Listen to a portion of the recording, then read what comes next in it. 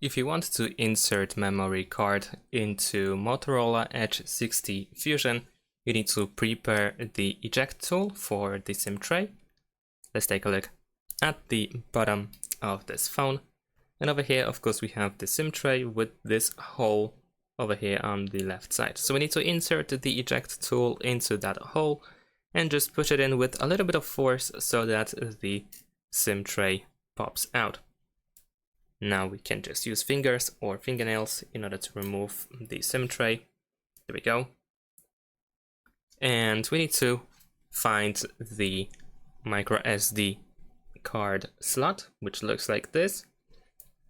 And now match the shape of the slot and try to insert the card.